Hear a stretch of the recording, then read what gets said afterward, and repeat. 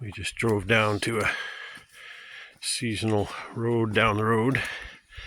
Our favorite spot is called Otter Road.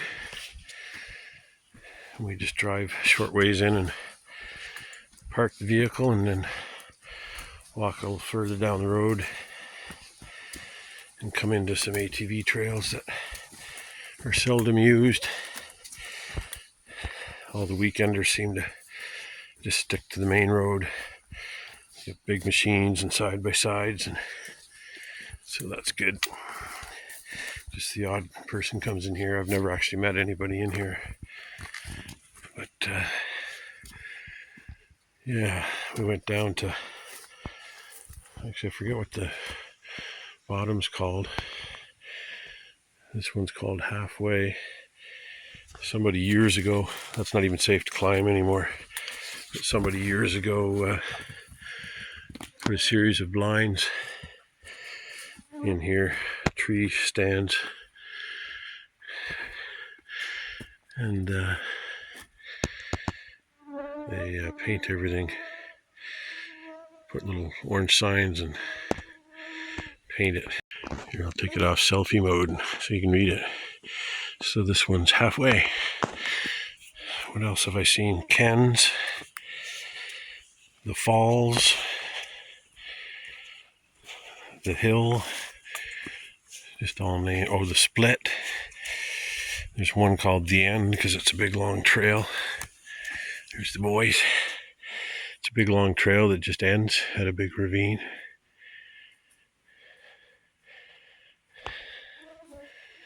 There's a few others that I can't recall. I think this is an offshoot. There's a loop that we usually do that goes around a big ravine. I always debate whether I want to do it because once you go down the hill, there's a pretty bad spot that gets worse every time an ATV goes through it. Even the bypass that they've created is pretty nasty, but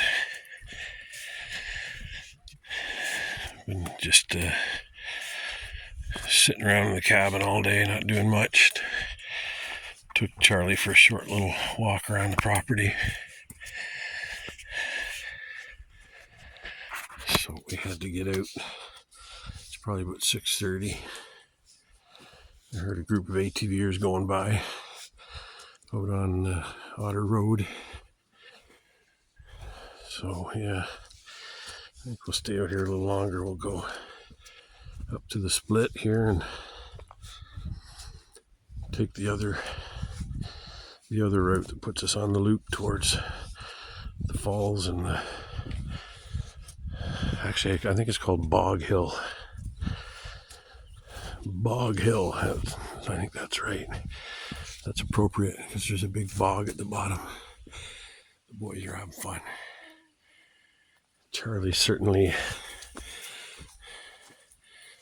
a woods dog, just like TJ. They spend so much time in the woods, they're pretty agile.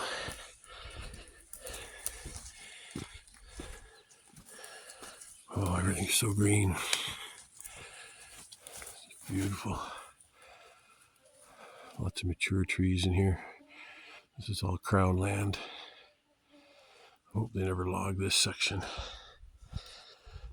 I hope they've got lots of other spots. There doesn't seem to be any logging on this road at all. Yeah, we're coming up on the falls. We made it around the Split. You can see the big gorge along there that we're going around. I guess we're up on the north side of it.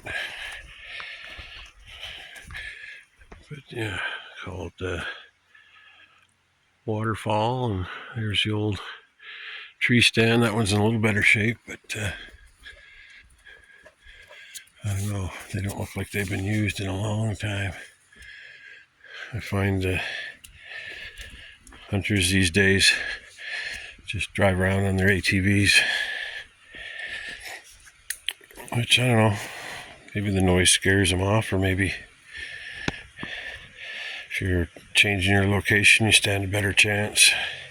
I don't know, but yeah, these tree stands probably used to be baited. That's usually the case. Get the deer coming to that location. And we're coming up on the waterfall. Little tiny waterfall here. Luckily somebody used a loading ramp out of a cube van, moving van, what have you. Because don't think I could rock hop across some of those spans, but you can see the dogs are over there. Made it across already. So yeah, this is just up on blocks and goes across here. They got it roped off. Must have lost it one winter. There's the falls. I went down them maybe late fall when they were dried up. I rock hopped all the way down into the little swale there. Quite a bit of water coming through from another few ponds over that way. Making our way over to Bog Hill. We're getting to the end of that swale, so it's just over there. And you can see the other swale over on this side that's feeding that waterfall. And here a plane, small little, probably a water plane going over. And we've made it to Bog Hill. Now, unless I've just never seen it, which I doubt, there's no tree stand here, but there's a couple of buckets. There's a green one over there and a white one that's all busted up there. Maybe the hill's tall enough where they would just sit.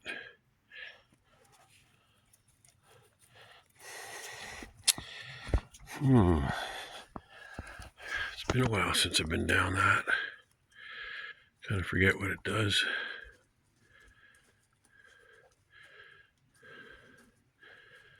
Might have to do that tomorrow. Refresh my memory. I don't really feel like it. We already did one side trail. And it's late in the day. Part of me's tempted. Because before I know it, I'll be back to the cabin. I gotta think about this. Yeah, this is what I mean about, like, that would be passable if it wasn't just torn to crap. I mean, I get it. It's all the fun of ATVing, right? But it still sucks for somebody that likes to hike. Now we gotta bushwhack around what would have just been a couple of little streams to jump over, puddles to walk around, which is what we'll find over here.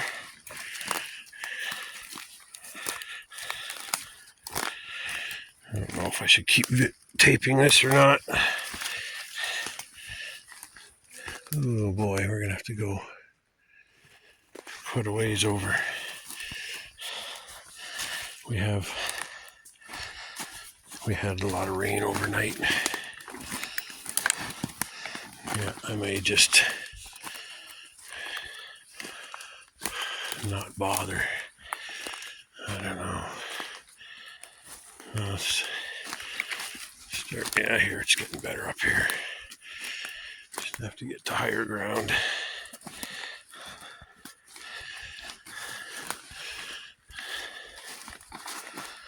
Okay, we're gonna make our way through.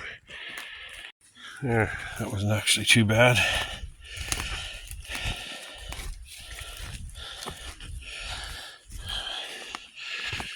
Made it through. That's the bypass. See what I was saying? How the machines just start going through a different way and just obliterate it. That's the main way. It becomes so rutted that the machines start to high center in the middle. God, I don't care how big my machine was, I wouldn't try and take it through that. That's just, in my later years, I just see that as money going out the window. Abusing your machine. Been thinking a lot about that with the Subaru I just bought. Whether I should be taking it on some of the roads I've taken the Jeep on. Even though it can handle it, it's hard on all the parts, especially ball joints. Oh boy, the water's a little higher. I can go down over here. This is a pretty little waterfall. Yes, Charlie, go right where I'm about to jump. I followed that up last fall probably, up to another beaver pond. Oh.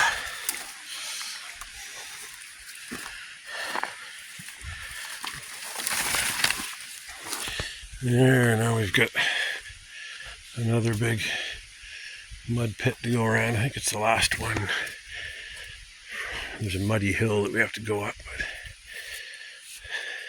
you can go along the edges on that. This is the last bushwhack. Off we go. Look at that big old birch. Whoa. You can't even tell it's a birch till you start looking tall, higher up. It's so old and huge. That doesn't even look like a typical birch bark. And when you get looking up there, you get to see it more white. It's more like silver, green, and gray. Another one there.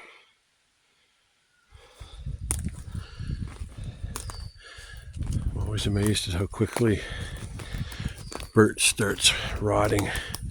This one's died standing up, and it's already just covered in fungus and dying standing up. It's be ready to fall over in the next year or sooner. Well, it's a big one. The next year or two. Okay, we're almost back over to the path here. I don't know what the camera view is like. I'm paying more attention to where I'm stepping. So many down trees and branches and rocks and holes. And there we go. Made it through another mud hole. This isn't too bad along here. I can use my walking pole, hiking stick, test the ground ahead of me. Yeah, it's pretty much like this to the road. We're another 5 minutes to the road, if that. Woo! That's another big mud pit. Holy smokes. Well, these are deceiving. Sometimes you only sink down a couple inches, just a little bit of silt on the top.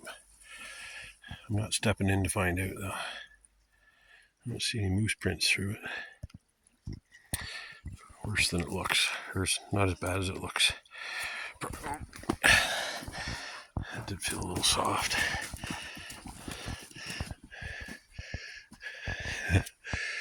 My machine, I could bring it down and just, it's only 2-wheel drive, rear wheel. I could just straddle one of the struts. It's so small and light. I almost don't need a trail for it. I can just go off into the woods